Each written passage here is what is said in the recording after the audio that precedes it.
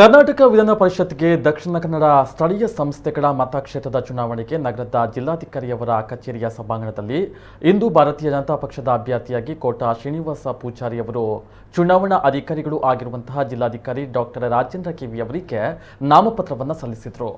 ಈ ಸಂದರ್ಭದಲ್ಲಿ ಕನ್ನಡ ಮತ್ತು ಸಂಸ್ಕೃತಿ ಹಾಗೂ ಇಂಧನ ಸಚಿವರಾದ ಸುನೀಲ್ ಕುಮಾರ್, ಮೀನುಗಾರಿಕೆ, ಬಂದರು ಹಾಗೂ ಒಳನಾಡು ಜಲಸಾರಿಗೆ ಇಲಾಖೆಯ ಸಚಿವ ಎಸ್ ಅಂಗಾರ ಹಾಗೂ ಮುಖಂಡರು ಈ ಸಂದರ್ಭದಲ್ಲಿ ಇದ್ದರು।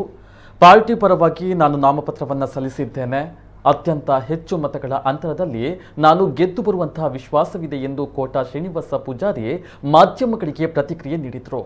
ರಾಜಕೀಯ ಪಕ್ಷವಾಗಿ ಚುನಾವಣಾ ಪ್ರಚಾರ ಸಭೆಯನ್ನು ನಾವು ಕರೆದಿದ್ದು, ಅದರಲ್ಲಿ ಸಹಕಾರ ಸಚಿವ ಸೋಮಶೇಖರ ಮಾತಿಗೂ ರಾಜೇಂದ್ರ ಕುಮಾರ್ ಸ್ಪರ್ಧೆಗೆ ಏನು ಸಂಬಂಧ ಇದೆ ಎಂದು ಗೊತ್ತಿಲ್ಲ, ಈ ಬಗ್ಗೆ ಪರಿಶೀಲಿಸಿ ಉತ್ತರಿಸುತ್ತೇವೆ ಎಂದ ಅವರು ಯಾರೇ ಚುನಾವಣೆಗೆ ಸ್ಪರ್ಧಿಸಿದರೂ ತಮಗೇನು ಆತಂಕ ಇಲ್ಲ ಎಂದರು।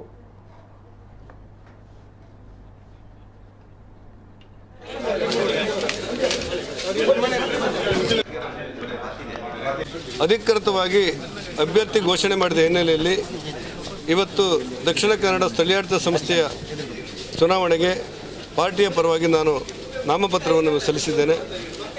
ನನ್ನ ಜೊತೆಯಲ್ಲಿ ಇಂಧನ ಸಚಿವರಾಗಿರುವಂಥ ಸುನೀಲ್ ಕುಮಾರ್ ಅವರು ಮತ್ತು ಮೀನುಗಾರಿಕೆ ಸಚಿವರಾದ ಅಂಗಾರ್ ಅವರು, ನಮ್ಮೆಲ್ಲ ಶಾಸಕರು, ಪಾರ್ಟಿ ಎಲ್ಲ ಮುಖಂಡರು ಕೂಡ ಉಪಸ್ಥಿತರಿದ್ದು ಇವತ್ತು ನಾವು ನಾಮಪತ್ರವನ್ನು ಇಲ್ಲಿಯ ಚುನಾವಣಾಧಿಕಾರಿಗೆ ಸಲ್ಲಿಸಿದ್ದೇವೆ।